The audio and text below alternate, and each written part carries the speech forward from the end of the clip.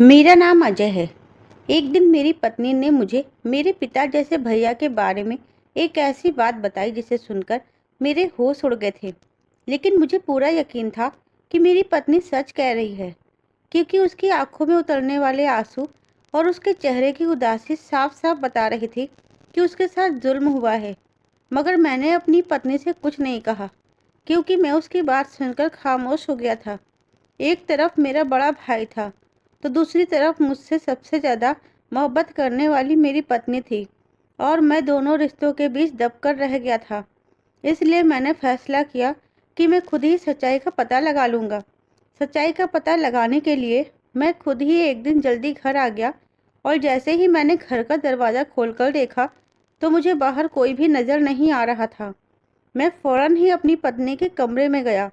वह जाते ही जो मैंने अपनी आंखों के सामने देखा, उसे देखकर मेरे पैरों तले से ज़मीन निकल गई, क्योंकि मेरे भैया के हाथ में तो मेरी पत्नी का मेरी पत्नी बुरी तरह से रो रही थी, और मैं अभी अभी अस्पताल से घर वापस आया था। दरअसल मैं एक अस्पताल में वार्ड बॉय की नौकरी किया करता था। हम लोग गरीब थे। घर का पूरा खर्चा मेरी सैलरी से ही चल रहा था। मेरे घर में मेरे बड़े भैया के अलावा कोई भी नहीं था। लेकिन अब तो मेरी शादी भी हो चुकी थी, और मेरी शादी को अभी 5 महीने ही हुए थे। मैं शुरू के दिनों में तो अपनी पत्नी के साथ बहुत खुश था, और वह भी बहुत खुश रहती थी। मेरी पत्नी ने हमारे छोटे से घर को और घर के सारे कामकाज को बहुत अच्छी तरह से संभाल लिया था। अपनी शादी की पहली रात ही मैंने अपनी पत्नी से एक वादा लिया था, और कहा था कि मेरे बड़े भैया ने बचपन से लेकर अब तक मेरा बहुत ख्याल रखा है। मैं अपने भैया को पिता समान समझता हूँ। तुम्हें हमेशा मेरे भैया का बहुत ख्याल रखना है। मेरी पत्नी ने मुस्कुराकर मुझसे वादा किया, और कहने लगी कि आपको मैं कभी शिकायत का मौका नहीं दूंगी। आपके भैया को मैं अपने बड़े भाई की तरह समझूंगी, और हमेशा उनकी सेवा करूंगी। दरअसल मेरे भैया की टांगों में पोलियो था, और उन्होंने मेरे माता पिता के मरने के बाद मेरा बहुत ख्याल रखा था। बचपन से लेकर अब तक वही मेरे साथ थे। उन्होंने मुझे माता और पिता दोनों का ही प्यार दिया था। अपनी दोनों टांगों से लाचार होते हुए भी बेसाखी का सहारा लेकर हर तरह से मेरी हर ज़रूरत को पूरा किया था, और मेरे हर काम को किया था। मेरे भैया हमारे ही घर के दरवाजे पर बैठकर फल बेचा करते थे। उन्हीं से लोग फल खरीद लिया करते थे, और फल खरीदने पर जो पैसे आते थे, उनसे हमारे घर का गुजारा हुआ करता था। मेरे भैया ने मुझे पढ़ाया लिखाया था, हर तरह से मेरी ज़रूरतों को पूरा किया था। माता पिता के मरने के बाद उन्होंने बड़ी मुश्किल से मेरा ख्याल रखा था, क्योंकि भैया तो खुद लाचार थे। मैं अपने भैया की यह कुर्बानी कभी नहीं भूल सकता था। मैं अपने भैया को ही अपना सब कुछ मानता था। मेरे माता पिता की मौत तब हुई थी जब मेरी उम्र 10 साल थी। दरअसल मेरे भैया बचपन से ही ऐसे थे। वह अपनी टांगों पर ठीक से खड़े भी नहीं हो सकते थे। इसलिए भैया लोगों के मजाक का निशाना बनना नहीं चाहते थे। यही वजह थी कि वह ज़्यादा कहीं जाते भी नहीं थे। मेरे माता पिता, जिनके हम दो बेटे थे, मेरे भैया का नाम आशुतोष था, और मेरे माता पिता भैया से बहुत प्यार करते थे। उस समय मेरी उम्र 10 साल थी, और मैं स्कूल पढ़ने के लिए जाया करता था। उस दिन मैं स्कूल जाने वाला था, जब अचानक मेरी नानी के घर से माँ को फ़ोन आया था। वह लोग मेरे माँ और पिताजी को अपने घर बुला रहे थे, क्योंकि मेरी नानी की तबीयत बिल्कुल भी ठीक नहीं थी। लेकिन मैं स्कूल जाने के लिए तैयार हो रहा था। मैंने भी माँ से जिद की कि मैं भी आपके साथ नानी के घर जाऊँगा। लेकिन माँ ने मुझे डांट दिया और कहा कि नहीं बेटा, तेरी परीक्षा चल रही है। मैं तुझे अपने साथ ले जाकर तेरा पूरा साल बर्बाद नहीं होने दूंगी। मैं पढ़ाई में बहुत अच्छा था, और मेरे माता पिता भी चाहते थे कि उनका बेटा पढ़ लिख कर काबिल बने। उनका बेटा हमेशा पढ़ाई में अच्छा रहे। यही वजह थी कि मेरी माँ मेरी पढ़ाई के लिए बहुत सीरियस रहती थी। मैं रोता रहा, बिलखता रहा, मगर माँ ने कहा कि तू स्कूल जाएगा, हम तुझे अपने साथ लेकर नहीं जाएंगे। सुबह के 7 बजे नानी के घर से माँ पिताजी को बुलाने के लिए फ़ोन आया था, और मेरा स्कूल सुबह 8:30 का होता था। मुझे आधा घंटा हो गया था रोते रोते। माँ अपने लाल को इस तरह से रोता हुआ नहीं देख सकती थी, इसलिए उन्होंने मुझे मनाया और कहा कि बेटा, अगली बार जब हम लोग जाएंगे तो तुम्हें ज़रूर लेकर जाएंगे। अब देखो तुम्हारे भैया भी तो हमारे साथ नहीं जा रहे हैं। तुम्हें स्कूल से आने के बाद अपने भैया का बहुत ख्याल रखना। भाई ने मेरे सर पर हाथ रखा और कहने लगे कि हाँ बाबू, हम पिताजी को जाने दें। हम दोनों यहाँ रहकर टीवी देखेंगे, फिर हमें कोई रोकने टोकने वाला भी नहीं होगा। मैं इस बात पर बहुत खुश हो गया। भैया भले ही मुझसे उम्र में पूरे 9 साल बड़े थे, मगर वह मेरे साथ बैठकर काफ़ी देर तक टीवी में कार्टून देखा करते थे। भैया ने जब मुझे टीवी का लालच दिया तो मैं मान गया था, और फिर उसके बाद पिताजी मुझे स्कूल छोड़ने के लिए चले गए थे। पिताजी और माँ मेरे स्कूल जाने के बाद 9 बजे वाली बस से इलाहाबाद मेरे नाना नानी के घर चले गए थे। मेरे माँ पिताजी 2-3 दिन के लिए गए थे। भाई और मैं घर में अकेले रहकर एक दूसरे का ख्याल रख सकते थे, क्योंकि इससे पहले भी कई बार माँ पिताजी घर में हम दोनों को अकेला छोड़कर जा चुके थे। इसलिए उनको अपने दोनों बेटों की तरफ से बेफिक्री थी, क्योंकि भैया मेरा बहुत अच्छे से ख्याल रख लिया करते थे। लेकिन इस बार यह नहीं पता था कि वह हम दोनों को घर में ही अकेला छोड़कर नहीं, बल्कि इस भरी पूरी दुनिया में ही अकेला छोड़कर चले जाएंगे। क्योंकि जिस बस में मेरे माँ और पिताजी बैठे थे, उस बस का खतरनाक एक्सीडेंट हो गया था। बस खाई में जा गिरी थी, और खाई में गिरने के बाद कुछ लाशों का पता चल गया था, जबकि कुछ लाशों का तो पता ही नहीं चल सका था। ऐसे बहुत सारे लोग थे जो बस में बैठे हुए थे, और एक्सीडेंट होने के बाद वह अपनों से बिछड़ गए थे। ये खबर जब भैया को मिली तो भैया का रो रो कर बुरा हाल हो गया था, मगर मैं नहीं समझ पा रहा था कि भैया क्यों रो रहे हैं। लेकिन जब भैया ने मुझे बताया कि हमारे माँ और पिताजी नहीं रहे, तो यह सुनकर मेरा भी नन्हा सा दिल रोने लगा था। और फिर उस दिन के बाद से ही मेरे भैया ने मेरा हर तरह से ख्याल रखना शुरू कर दिया था। हम दोनों भाई ही एक दूसरे का सहारा थे। मैं छोटा था, भैया ने मेरा हर छोटा और बड़ा काम किया था। भले ही उनकी टांगें नहीं थी, मगर वह घर के सारे काम किया करते थे और बेशाकी की मदद से चलते थे। मेरे पिताजी की भी हमारे ही शहर के बाजार में फलों की दुकान थी, लेकिन अब भैया तो बाजार जाकर फल नहीं बेच सकते थे, इसीलिए उन्होंने घर के आगे ही ठेला लगाकर फल बेचना शुरू कर दिया था। भैया ने भले ही खुद को संभाल लिया था, लेकिन मुझे माँ पिताजी की बहुत याद आती थी। घर की एक एक दीवार पर उनकी निशानी थी। ऐसा लगता था जैसे वह दोनों घर में कहीं न कहीं मौजूद है।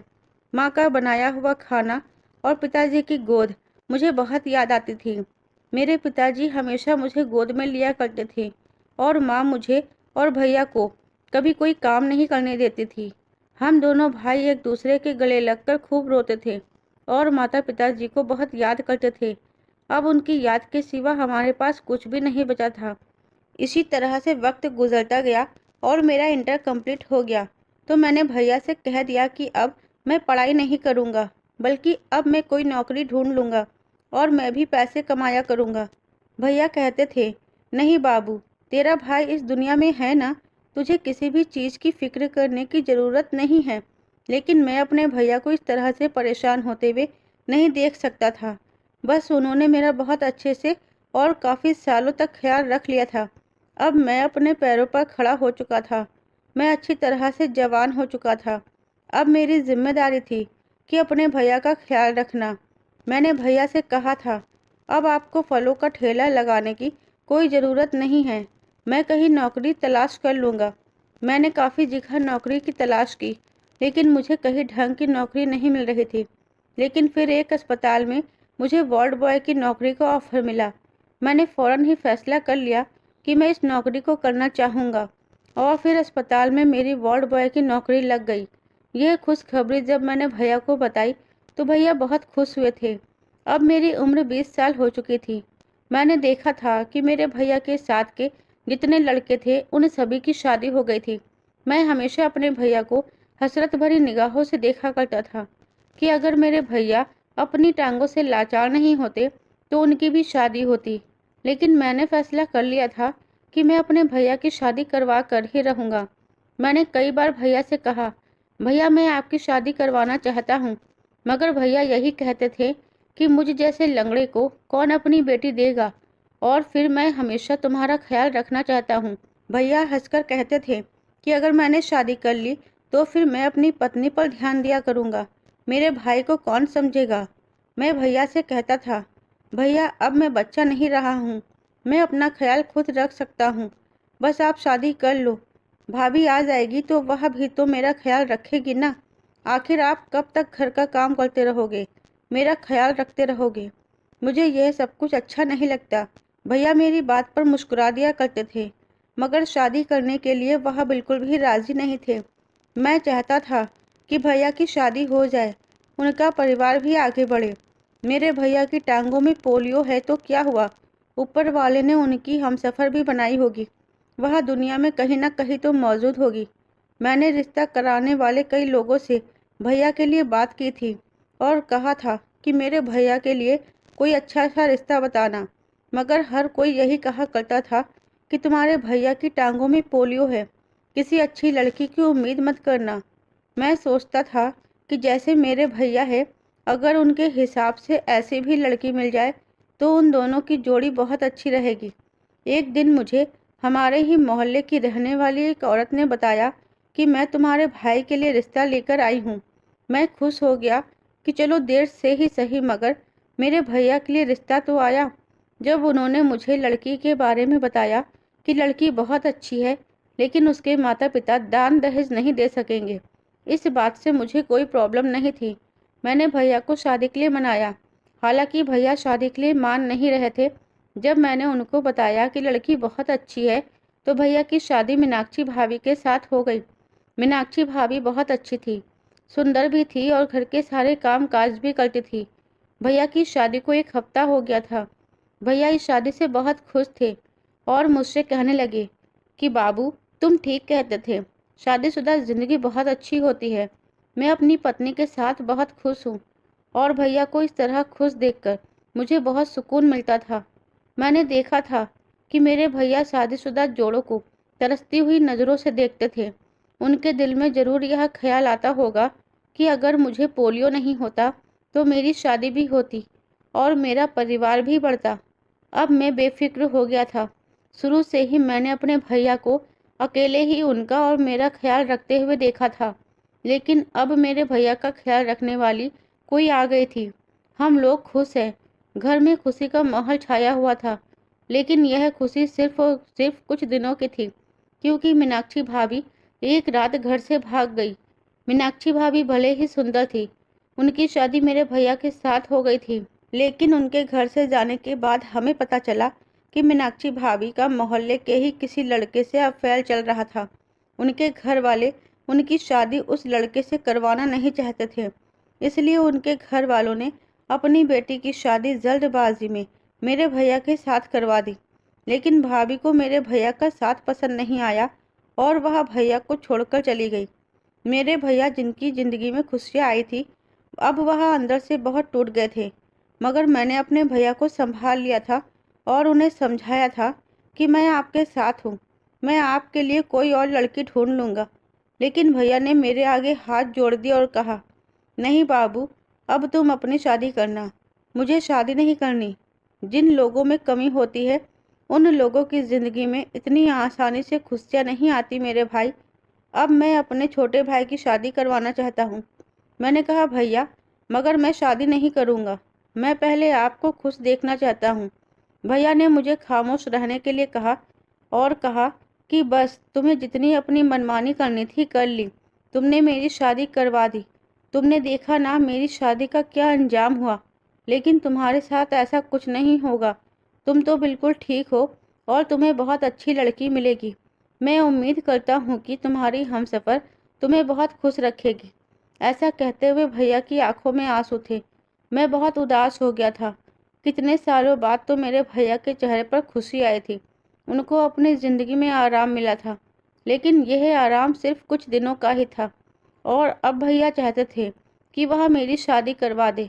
मैं शादी नहीं करना चाहता था, मगर जब भैया ने ज़्यादा जिद की तो मैंने हाँ कर दी थी। और फिर पीछे वाले मोहल्ले से एक रिश्ता मेरे लिए भी आया था। जब लोगों को पता चला कि मैं भी शादी करना चाहता हूँ, इस बार जिस लड़की से मेरी शादी होने वाली थी उसके बारे में मैंने अच्छे से जांच पड़ताल निकाली थी, क्योंकि भैया की शादी भी जल्दबाजी में हुई थी। और उनकी पत्नी उनको छोड़कर चली गई थी। मैं नहीं चाहता था कि मेरे साथ भी ऐसा हो। फिर मेरी ज़िंदगी में मेरी पत्नी काशवी आई थी। काशवी जब मेरी ज़िंदगी में शामिल हुई तभी मैंने उसे अपने भैया की ज़िंदगी के बारे में सब कुछ बता दिया था और ये भी बताया था कि तुम्हें मेरे भैया का बहुत अच्छे से ख्याल रखना है। काशवी ने बिल्कुल वैसा ही किया था।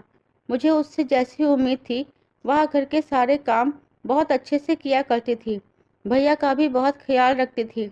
मेरे भैया ज़्यादातर घर में ही रहते थे और मेरे भैया को चाय पीने का बहुत शौक था। मैंने यह बात काशवी से अच्छे से बता दी थी कि मेरे भैया को दोपहर के खाने के बाद और शाम को 5 बजे चाय ज़रूर चाहिए होती है, इसलिए तुम फिक्र से उनको चाय दे देना। मैं बार बार काशवी को बताता रहता था कि मेरे भैया को क्या अच्छा लगता है, क्या बुरा लगता है। मैंने नोटिस किया था कि काशवी को मेरी कही हुई बातें बिल्कुल भी बुरी नहीं लगती थी और वह वैसा ही करती है जैसा मैं उससे कहता हूँ। उसने मेरे घर की गृहस्थी को संभालने में कोई कमी नहीं छोड़ी थी। वह बहुत मासूम और भोली भाली लड़की थी। उसको अभी तक मैंने तेज आवाज में बात करते हुए भी नहीं सुना था। उसकी आवाज बहुत मासूम और धीमी थी और वह हमेशा मेरी बातों का सिर्फ जी में जवाब दिया करती थी। उस जैसी मासूम लड़की को अपनी ज़िंदगी में शामिल करने के बाद मैं खुद को बहुत खुश नसीब समझता था। लेकिन अब मैं कई दिनों से देख रहा था कि जब मैं अस्पताल से घर वापस आता तो मेरी पत्नी बहुत डरी सहमी होती थी और मुझसे ढंग से बात भी नहीं करती थी। मैं सुबह को 8 बजे से हॉस्पिटल जाया करता था और रात को घर आने में मुझे लगभग 10 बज जाते थे, क्योंकि मैं जब ज़्यादा घंटे की नौकरी किया करता था तो मुझे महीने के अच्छे पैसे मिल जाया करते थे। इसलिए मैं ज़्यादातर समय अस्पताल में ही गुजारने लगा था और मुझे हर हफ्ते एक छुट्टी मिलती थी जो कि मैं अपने परिवार के साथ बिताने लगा था। धीरे धीरे काशवी का ऐसा बिहेवियर देखते हुए मुझे 1 महीना गुजर गया था। लेकिन उस दिन जब मैं घर के अंदर दाखिल हुआ तो मैंने देखा कि मेरी पत्नी ने कमरे का दरवाज़ा अंदर से बंद किया हुआ है। मैंने दरवाज़ा बजाने से पहले महसूस किया कि जैसे अंदर से उसकी सिसकियों की आवाज़ आ रही है। मैंने धीरे से आवाज़ दी, काशवी, लेकिन अंदर से कोई जवाब नहीं आया। मैंने ज़ोर ज़ोर से दरवाजे को बजाना शुरू किया, काशवी दरवाज़ा क्यों बंद है, सब ठीक तो है ना? फिर कुछ मिनट गुजरने के बाद मैंने कान लगाकर आहट सुनने की कोशिश की, लेकिन कुछ भी सुनाई नहीं दे रहा था। मेरे दिमाग में अजीब अजीब तरह के ख्याल आने लगे। फिर से मुझे सिसकियाँ सुनाई दी, जैसे कोई रो रहा है और अपने आंसू दबाने की कोशिश कर रहा है। मैंने घबराकर दोबारा दरवाज़ा बजाया और अपनी पत्नी को आवाज़ लगाई, काशवी। इस बार मेरी आवाज़ में तेजी थी। थोड़ी देर बाद दरवाज़ा धीरे धीरे खुला, लेकिन जो नज़ारा मैंने देखा वह मेरे दिमाग में नहीं था। मेरी पत्नी की आंखें लाल थी और उसके चेहरे पर डर दिखाई दे रहा था, जैसे वह काफ़ी देर से रो रही हो। उसकी आंखों में ऐसा डर जैसे वह किसी भयानक सपने से निकल कर आई हो। उसे देखकर तो मेरे दिल की धड़कन तेज होने लगी। मैंने घबराकर कहा, काशवी क्या हुआ? तुम रो क्यों रही हो? और ये तुमने अपनी क्या हालत बनाई हुई है? तुमने दरवाज़ा क्यों बंद किया था? मैंने उसके चेहरे को गौर से देखते हुए परेशानी से उससे पूछा। मैंने उसके कंधे पर हाथ रखा। वह मुझसे कुछ कहना तो चाहती थी, लेकिन उसके मुंह से शब्द नहीं निकल रहे थे। फिर से मैंने कहा, काशवी क्या बात है? उसके होठ कांपने लगे और उसने रोना शुरू कर दिया और मेरे हाथ पकड़कर कहने लगी, अजय, मुझे आपके भैया से बहुत डर लगता है। वह मुझे गंदी नज़र से देखते हैं। ये सुनकर तो जैसे मेरे शरीर में कोई तूफान सा आ गया हो। 1 मिनट के लिए तो मेरी आंखों में अंधेरा छा गया था। मैंने ध्यान से काशवी को देखा, जैसे वह कुछ ऐसा कह रही थी जिसे मेरा दिमाग एक्सेप्ट करने के लिए तैयार नहीं था। मैंने कहा, ये तुम कैसी बकवास कर रही हो? लेकिन उसके चेहरे पर नजर आता हुआ डर, उसका कांपता हुआ शरीर और उसकी आंखों में भरे हुए आंसू साफ बता रहे थे कि वह झूठ नहीं बोल रही है। उसने कहा, अजय, मैं ये बात आपको कई दिनों से बताना चाहती हूँ, लेकिन मुझे समझ नहीं आ रहा था कि आपको कैसे बताऊँ। कई दिनों से मैं देख रही हूँ कि आपके भैया मुझ पर गंदी नज़र रखे हुए हैं और मुझे अजीब सी नज़रों से देखते हैं, यहाँ तक कि मेरे करीब आने की भी कोशिश करते हैं। और जब आप घर पर नहीं होते तो वह मुझे ऐसे देखते हैं जैसे। ये कहते हुए वह रोने की वजह से अपने शब्द पूरे नहीं कर पा रही थी और आंसू उसके गालों पर बहने लगे थे। मेरे दिल में एक अजीब सी हलचल होने लगी थी, जैसे किसी ने मेरे अंदर खंजर भोंक दिया हो। मैंने यकीन न करती हुई आंखों से उसे देखा, क्योंकि इस समय जैसे उसकी हालत हो रही थी, मुझे लग रहा था कि वह सच कह रही है। मैंने उसके आंसू साफ किया और कहा, तुमने यह सब कुछ मुझे पहले क्यों नहीं बताया? उसने कहा, शादी के बाद से ही उनकी मुझ पर नज़र है, लेकिन मैं यह सब कुछ काफ़ी समय से बर्दाश्त कर रही हूँ। मैंने आपको इसलिए कुछ नहीं बताया क्योंकि आप अपने भैया की बहुत इज्जत करते हो, लेकिन अब मेरी बर्दाश्त से बाहर हो गई है। मैं आपको बताना चाहती थी, लेकिन मैं डर गई थी। अगर आप यकीन नहीं करते तो, अगर आप यह सब एक गलतफहमी समझते तो। मेरे अंदर एक कशमकश हो चुकी थी। मेरा दिल कह रहा था कि काशवी झूठ नहीं बोल रही है, वह मासूम है, वह ऐसी बात मजाक में भी नहीं कर सकती। लेकिन मेरे दिमाग में मेरे भैया की तस्वीर छाई हुई थी, वह इंसान जिसने मुझे बचपन से लेकर अब तक बड़ा किया था, जो हमेशा नेक और ईमानदार इंसान बनता था, जिसने कभी किसी औरत को नज़र उठाकर भी नहीं देखा था, वह मेरी पत्नी के साथ ऐसा कैसे कर सकता था? मैंने अपनी पत्नी का हाथ थामा और कहा कि तुम्हें अब यह सब कुछ अकेले बर्दाश्त करने की ज़रूरत नहीं है। मैं इस चीज़ का हल निकाल दूंगा। मुझे हकीकत जाननी होगी, हर कीमत पर। यह सब मैं अपने मन में सोच रहा था, लेकिन मेरी पत्नी मेरे सीने से लगकर फूट फूट कर रो रही थी। मैं यह सोच रहा था कि अगर मेरी पत्नी गलत है तो मैं अपनी पत्नी को झूठा इल्ज़ाम लगाने की सज़ा कैसे दूं? और अगर वह सच बोल रही है तो फिर मैं अपने भैया को सज़ा कैसे दूंगा? मेरी तो समझ में नहीं आ रहा था। मैं एक अजीब सी उलझन का शिकार हो गया था। सारी रात मुझे यही सब सोचते सोचते गुजर गई थी। मैं जाग रहा था और मेरी पत्नी मेरे बराबर में सो रही थी। मैंने देखा था कि मेरी पत्नी एक बेफिक्री और सुकून की नींद सो रही थी, जबकि मैं अपने बिस्तर से उठा और दूसरी तरफ भैया के कमरे में गया तो भैया भी अपने बिस्तर पर कुछ इसी तरह की कंडीशन में सोए हुए थे। अगर इस घर में कोई बेचैन था तो वह था मैं, जो अपनी पत्नी और भैया के बीच में रहकर एक अजीब सी उलझन का शिकार हो गया था। मेरी जिंदगी से सुकून तो जैसे चला गया था। मैं चाह कर भी सब कुछ नहीं भूल पा रहा था। इसी तरह अगला दिन निकल आया और मैं जब अस्पताल गया तो वह भी बड़ी ही परेशान कंडीशन में बैठा रहा। जब मुझसे मेरे साथ काम करने वाले एक वार्ड बॉय करण ने मेरी परेशानी के बारे में पूछा, जो कि मेरा दोस्त भी था, मैंने उसे अपनी परेशानी के बारे में बता दिया। मेरी बात सुनकर वह भी हैरान हुआ था और कहने लगा कि मुझे तुम्हारे भैया से ऐसी उम्मीद नहीं थी। करण की बात सुनकर मुझे उसके सामने शर्मिंदगी महसूस होने लगी थी, क्योंकि वह भी मेरी बात सुनने के बाद मेरे भैया को ही दोषी ठहरा रहा था। ये सब मैं भूल नहीं पा रहा था और बस यही सोच रहा था कि ऐसा कैसे हो सकता है, या फिर ये सब सिर्फ एक गलत फहमी है। यह जो कुछ भी है, मैं इसे अपने दिल और दिमाग से दूर करना चाहता था और सच्चाई जानना चाहता था। मैंने करण को बताया था कि अपनी पत्नी की मासूमियत देखते हुए मुझे यही लगता है कि भैया गलत है, लेकिन अपने भैया की तरफ देखता हूँ और उनके बारे में सोचता हूँ तो मुझे लगता है कि मेरी पत्नी को कोई गलतफहमी हुई है। अब मैं करूँ तो क्या करूँ? मुझे कुछ समझ नहीं आ रहा है। मैं उस समय अपने कमरे में बैठा हुआ था और खामोशी से अपने दोस्त करण से फ़ोन पर बात कर रहा था। उसने मुझे बताया था कि तुम कल जब अस्पताल आओगे तो आधे दिन से छुट्टी ले लेना और अपने घर में खामोशी से दाखिल होना और फिर देखना कि तुम्हारे पीछे भैया तुम्हारी पत्नी के साथ आखिर कैसा बर्ताव करते हैं। मैंने उससे कहा, तुम आइडिया तो बिल्कुल ठीक दे रहे हो, मैं कल ऐसा ही करूँगा। कल खामोशी से घर आ जाऊँगा और देखूँगा कि आखिर मेरी पीठ पीछे घर में क्या होता है। फिर दूध का दूध और पानी का पानी हो जाएगा। ये कहकर मैंने फ़ोन बंद कर दिया था और मुझे कुछ तसल्ली मिल गई थी। मैं सोच रहा था कि अब बस कल तक का समय है और कल को मेरी आंखों के सामने सारी सच्चाई आ जाएगी। इसलिए अगले ही दिन मैं अस्पताल से आधे दिन की छुट्टी लेने के बाद खामोशी से घर चला आया था। इस बारे में मैंने किसी को भी कुछ नहीं बताया था, ना तो भैया को और ना ही काशवी को। लेकिन जब मैं घर के अंदर दाखिल हुआ तो मुझे घर में कोई भी दिखाई नहीं दिया। लेकिन मैं धीमे धीमे कदमों से चलता हुआ अपने कमरे की तरफ गया। भैया तो आंगन में कुर्सी पर बैठे रहते थे, लेकिन आज वह आंगन में नहीं थे। उनकी बेशाकी भी साइड पर खड़ी हुई नहीं थी। जरूर वह कहीं पर गए हुए थे। यही देखने के लिए मैं अपनी पत्नी के कमरे में गया।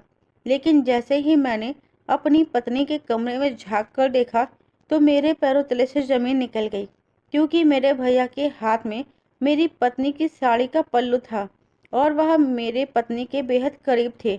यह सब देखकर मेरा खून खौल उठा था। भैया एक तरफ खड़े हुए थे और उनके हाथ में मेरी पत्नी का पल्लू था। वह एक बेशाखी पर टिके हुए थे, जबकि दूसरी बेशाखी जमीन पर गिरी हुई थी। जैसे ही उन दोनों की नज़र मुझ पर गई तो मेरी पत्नी दौड़ते हुए मेरी तरफ आई और मेरे गले से लगकर फूट फूट कर रोने लगी। कहने लगी, देखिए अजय, आपके भैया ने मेरे साथ। ये कहकर वह बहुत जोर जोर से रो रही थी, जबकि भैया की आंखों में घबराहट थी और वह खामोशी से एक तरफ खड़े हुए थे। ये सब आज अपनी आंखों के सामने देखकर तो मेरे पैरों तले से जमीन निकल गई थी। मैं कुछ सुनने समझने या सोचने के काबिल ही नहीं रहा था। मैं फौरन ही भैया की तरफ गया और मैंने उनका गिरबान पकड़ लिया। मेरी पत्नी सहमी हुई मेरे पीछे खड़ी हुई थी। भैया कहने लगे, ये तुम क्या कर रहे हो अजय?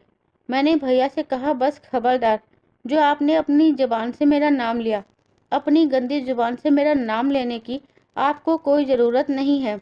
मेरा गुस्सा बेकाबू हो चुका था। आज मैं यही सब देखने के लिए तो घर आया था कि आखिर मेरे पीछे मेरी पत्नी के साथ क्या होता है। वह आपके ऊपर इल्ज़ाम लगा रही है या फिर आप सच में ही ऐसे हो। लेकिन अब सब कुछ मेरे सामने आ गया है। काशवी आपके ऊपर इल्ज़ाम नहीं लगा रही, आपकी हकीकत मेरी आंखों के सामने आ गई है। भैया कहने लगे, अजय मेरी बात तो सुनो। मगर मैं भैया के सामने जोर से चिल्ला दिया और कहने लगा, बस अब मुझे कुछ नहीं सुनना। मैं उस पर यकीन कर लूँगा जो मैंने अपनी आंखों के सामने देखा है। और जैसी मेरी पत्नी की हालत हो रही है, मुझे शर्म आती है आप पर।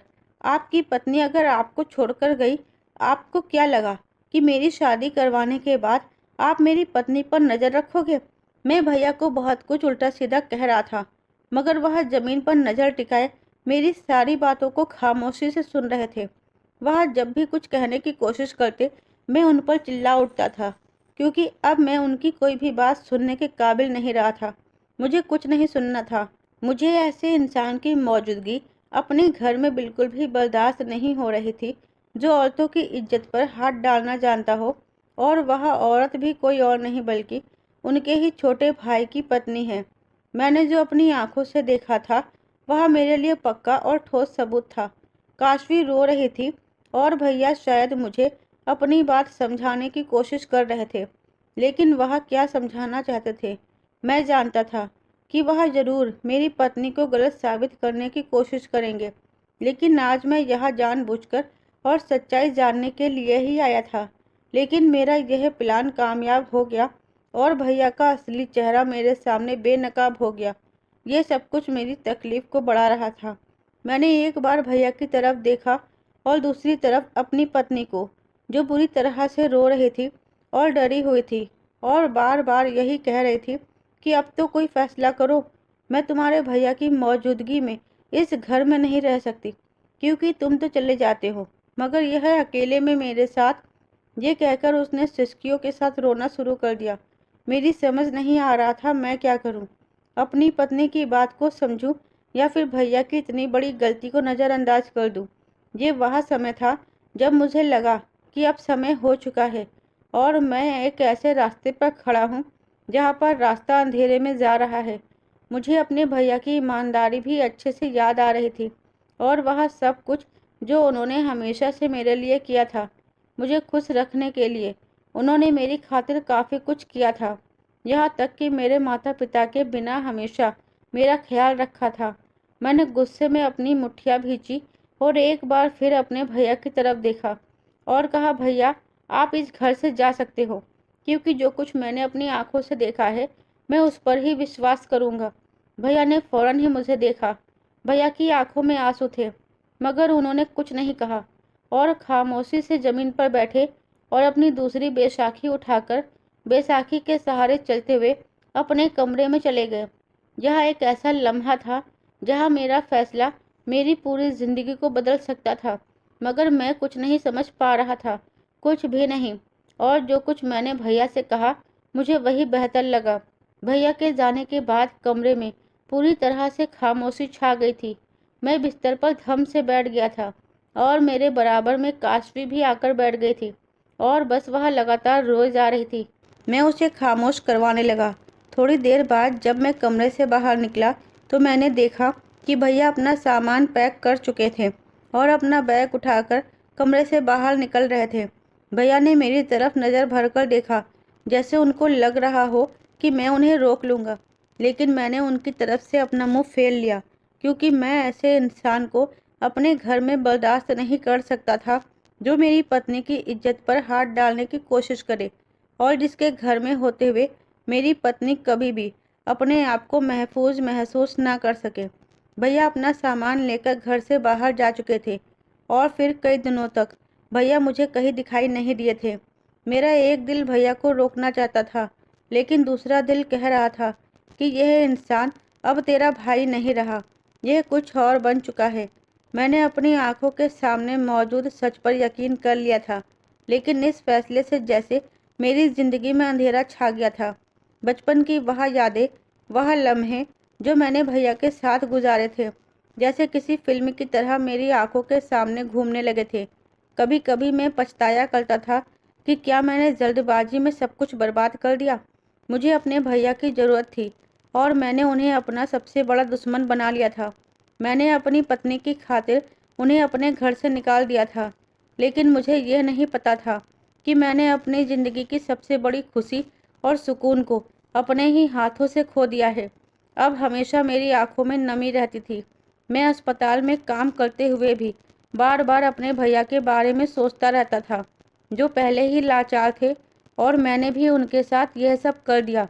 लेकिन फिर मुझे ख्याल आता कि भैया ने ये क्यों नहीं सोचा कि वह लाचार है और उन्हें अपने भाई की पत्नी के साथ ऐसा नहीं करना चाहिए था। मेरी पत्नी अब नॉर्मल बिहेव करने लगी थी।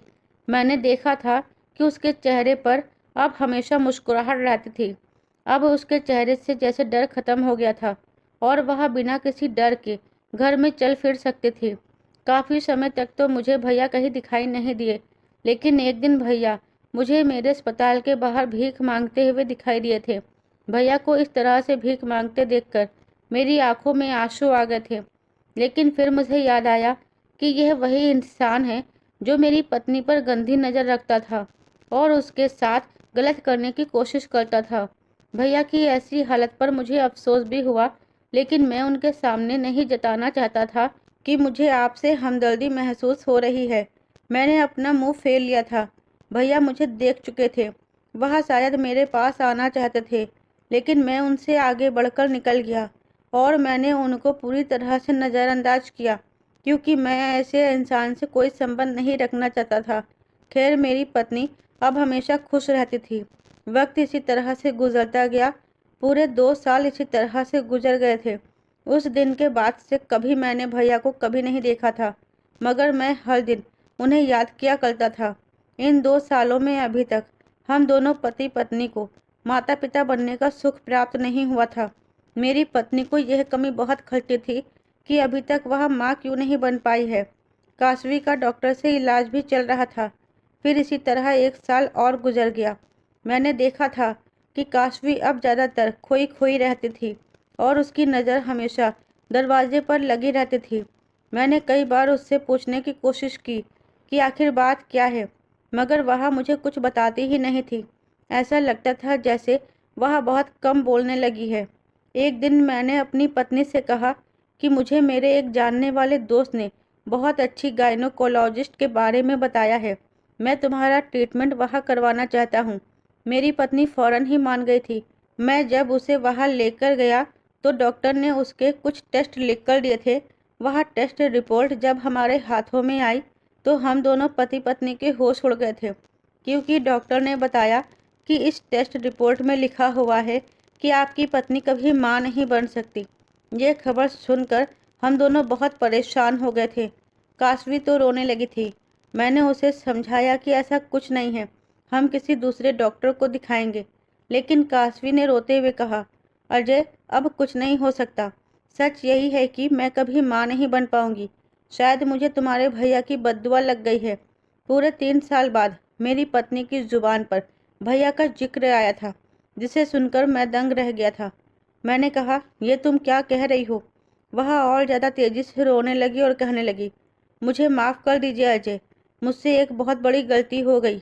मगर मुझे नहीं पता था कि मेरी गलती की सज़ा मुझे कुछ इस तरह से मिलेगी। मुझे अकेले रहना बहुत पसंद था। मैं तुम्हारे घर पर अपना कब्जा करना चाहती थी। मुझे तुम्हारे भैया पसंद नहीं थे। मैं तुम्हारे घर में अपनी मर्जी के मुताबिक रहना चाहती थी। तुम्हारे भैया के होते हुए मुझे उनके कपड़े धोने पड़ते थे, उनके सारे काम करने पड़ते थे। दिन में कई बार उनके लिए चाय बनानी पड़ती थी और यह सारे काम मुझ में अजीब सी उलझन पैदा कर रहे थे। मैं चाहती थी कि इस घर में सिर्फ मैं और तुम ही रहो। इसलिए मैंने सोचा, अगर मैं तुम्हारे दिल में तुम्हारे भैया के खिलाफ शक डाल दूंगी तो कैसा रहेगा। मगर यह सब कुछ इतना आसान नहीं था। मैं धीरे धीरे परेशान रहने लगी और एक दिन मैंने तुमसे झूठ कहा कि तुम्हारे भैया मुझ पर गंदी नज़र रखते हैं। यहाँ तक कि अगले ही दिन मैंने तुम्हें तुम्हारे दोस्त से फ़ोन पर बात करते हुए भी सुन लिया था। तुम कह रहे थे कि कल तुम आधे दिन से छुट्टी लेकर घर आ जाओगे और सारी सच्चाई का पता लगा लोगे। इसलिए मैंने अपने प्लान पर ध्यान दिया और तुम्हारे भैया को कमरे में बुला लिया और मैंने तुम्हारी गैर मौजूदगी में ज़ोर ज़ोर से चिल्लाना शुरू कर दिया कि मेरी साड़ी में कॉकरोच घुस गया है। तुम्हारे भैया जब घबराकर मेरी चीखों की आवाज़ सुनकर कमरे में आए तो उनके हाथ में मेरा पल्लू था और उसी समय तुमने भी घर में एंट्री मार दी। तुम्हें लगा कि तुम्हारे भैया मेरे साथ कुछ गलत कर रहे हैं, मगर मैंने जानबूझकर उन्हें अपने कमरे में बुलाया था और इस तरह तुम्हें अपने भाई की इस हरकत पर बहुत गुस्सा आ गया और तुमने उनको घर से बाहर निकाल दिया। बस तभी से ही मेरी ज़िंदगी बहुत सुकून की गुजर रही थी। तुम अस्पताल चले जाते थे और मैं सारा दिन इस घर में अपनी मर्जी के मुताबिक रहती थी। लेकिन मुझे लगता था कि अब मेरी ज़िंदगी में बच्चे की कमी है। घर में हमारा बच्चा होगा तो घर में रौनक लगी रहेगी। लेकिन धीरे धीरे यह उम्मीद टूटने लगी। वक्त बढ़ता गया और मुझे माँ बनने की खुशी नहीं मिली। और आज यह टेस्ट रिपोर्ट देखकर मुझे यकीन हो गया है कि मैंने तुम्हारे भैया के साथ गलत किया था। तभी ऊपर वाले ने मुझे भी मेरे किए की सज़ा दे दी है। मुझे अकेले रहने का बहुत शौक था ना, इसलिए ऊपर वाले ने मुझे अकेला ही कर दिया है। वह मेरे गले से लिपट कर रोने लगी थी, लेकिन मुझे उसकी पूरी बात सुनकर गुस्सा आया और मैंने उसे ज़ोर से पीछे की तरफ ढकेल दिया और कहा कि ये तुमने क्या किया। तुम्हारी छोटी सी बेवकूफ़ी ने मेरे लाचार भैया के लिए मेरे दिल में नफ़रत पैदा कर दी। मैंने उसके कंधे पकड़कर उसे झकझोर डाला। मेरा ऐसा बर्ताव देखकर वह घबरा गई थी। हम दोनों उस समय हॉस्पिटल में मौजूद थे और मेरा ऐसा रिएक्शन करने पर सारे आते जाते लोग हमें नज़र उठा उठा कर देख रहे थे। काशवी घबराने लगी और कहने लगी, मुझे माफ़ कर दीजिए अजय, मुझसे गलती हो गई। मैंने नादानी में यह सब कुछ किया। मुझे उस समय काशवी पर इतना गुस्सा आ रहा था कि मैं उसके ऊपर हाथ उठा दूं, लेकिन मैं अस्पताल में मौजूद था, इसलिए यहाँ कोई तमाशा क्रिएट नहीं कर सकता था।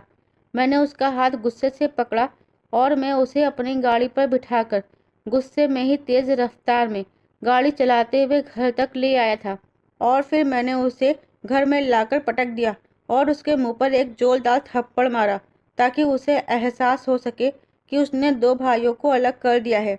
वह मेरे सामने हाथ जोड़कर माफ़ी मांग रही थी और कह रही थी कि मुझे माफ़ कर दीजिए।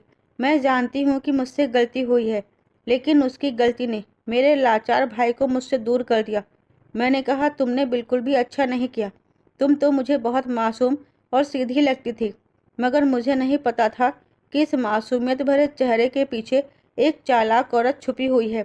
मेरी पत्नी फूट फूट कर रो रही थी और मैं अपना सारा गुस्सा उस पर निकाल रहा था, लेकिन मुझे अपने भैया की फिक्र हो रही थी। कितने साल उन्होंने ना जाने कैसे कैसे और कहाँ गुजारे होंगे। मैं तो गुस्से में ही घर से बाहर निकला और अपने भैया को ढूंढने के लिए इधर उधर फिरने लगा था। पहले जहाँ मुझे मेरे अस्पताल के बाहर भैया नजर आए थे, मैंने उनको वहाँ भी तलाश किया था, लेकिन वह मुझे वहाँ नहीं मिले। मुझे अच्छी तरह से याद था कि मैंने उनको आखिरी समय भीख मांगते हुए देखा था, इसलिए सारे भिखारी लोग जहाँ बैठा करते थे मुझे वह जगह याद आई और मैं फ़ौरन ही वहाँ पर चला गया। मगर भगवान का शुक्र था कि भैया मुझे वहीं पर मिल गए थे।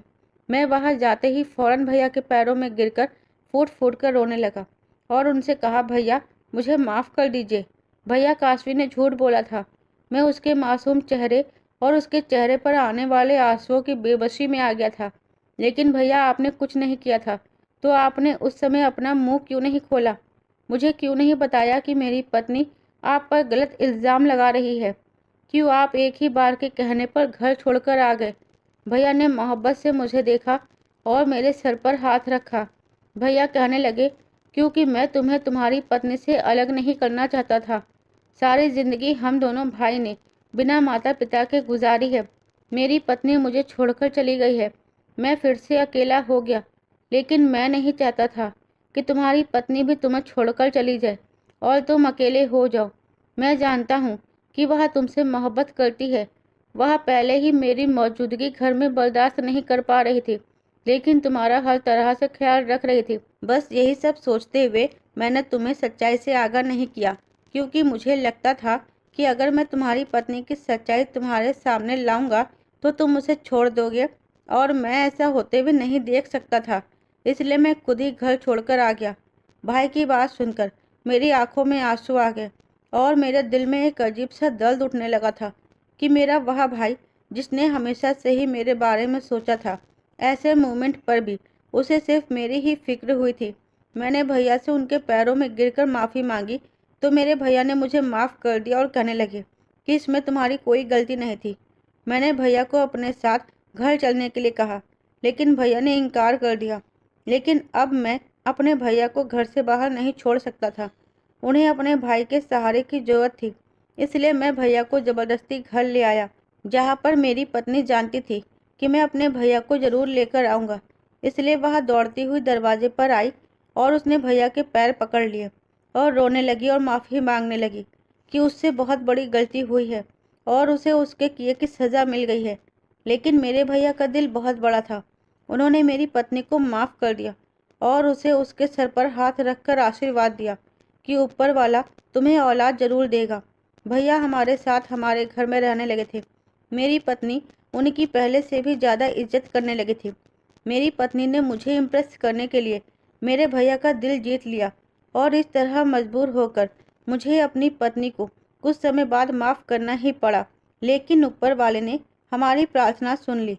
उसके बाद काशवी, जिसकी रिपोर्ट में आया था कि वह कभी माँ नहीं बन सकती, उसे अचानक माँ बनने की खबर मिली तो उसकी खुशी के ठिकाने नहीं रहे थे। और इस तरह ये बात सच हो गई कि बुरा करने वाले लोगों के साथ हमेशा बुरा होता है, और अगर हम सच्चाई के रास्ते पर चलने लगते हैं तो ऊपर वाला हमारे लिए बेहतर रास्ते खोल देता है। मेरी पत्नी अब माँ बनने वाली है और मेरे भैया की भी बहुत सेवा करती है। उससे पहले जो भी गलती हुई थी उसने अपनी सारी गलतियों का पश्चाताप कर लिया था, जिसकी वजह से ऊपर वाले ने उसे इतनी बड़ी खुशखबरी दे दी थी। दोस्तों, उम्मीद करती हूँ कि आपको मेरी कहानी पसंद आई होगी। कहानी पसंद आई है तो कहानी को लाइक शेयर करना मत भूलिएगा। चैनल पर नए हैं तो चैनल को सब्सक्राइब जरूर कीजिएगा। साथ ही बेल आइकन को प्रेस कीजिए, जिससे वीडियो की अगली अपडेट सबसे पहले आप